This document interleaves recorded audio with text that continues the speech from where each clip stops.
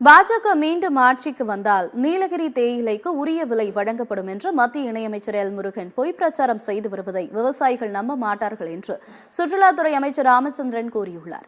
நீலகிரி மாவட்டம் உதகை ஊராட்சி ஒன்றியம் கூக்கல், கக்குச்சி, எப்பநாடு ஊராட்சிக்குட்பட்ட பகுதிகளில் முடிவுற்ற பல்வேறு வளர்ச்சி திட்டப் பணிகளை பொதுமக்களின் பயன்பாட்டிற்கு திறந்து வைத்த சுற்றுலாத்துறை அமைச்சர் ராமச்சந்திரன் இன்னும் முடிவுறாத பல்வேறு வளர்ச்சி திட்டப் பணிகளை பார்வையிட்டு ஆய்வு செய்தார்.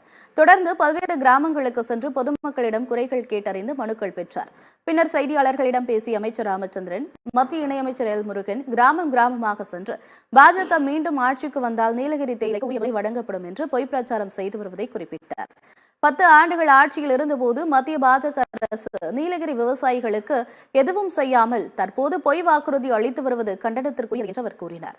பாஜக அரசின் பொய் பிரச்சாரத்தை விவசாயிகள் யாரும் நம்ப மாட்டார்கள் என்றும் அமைச்சர் ராமச்சந்திரன் கூறினார்.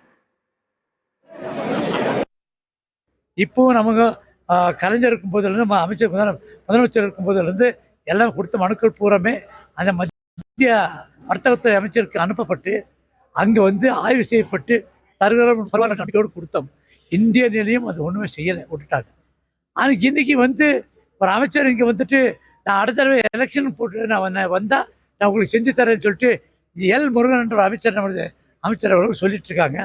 அவர் அப்படி சொல்றதுனா இப்போ கூட அவங்க ஆட்சி தான் இருக்குது. ஏற்கனவே அவர் தான் 10 வருஷமாக இருந்தார். ஜனங்கள் செய்யப்பட்ட கூட நீங்கள் வந்து கேட்டிருந்தா ஜனங்கள் முழு நம்பிக்கையோடு அவங்க கண்டிப்பாக வாக்களிச்சிருப்பாங்க. இன்னைக்கு ஒன்றும் செய்யாமல் இப்போ செஞ்சு தரேன்னு சொல்லாமல் இப்போ வந்து நீங்கள் வந்து இது பண்ணுங்க, எனக்கு ஓட்டு போடுங்க பண்ணோன்னு சொல்லிட்டு ஓட்டு கேட்கறதுக்கு வந்துட்டு இருக்காரு தவிர அவர் ஒன்றும் மக்களுக்கு சர்வீஸ் பண்ணுறேன் அப்படின்ற நிலைமையிலே காணோம்.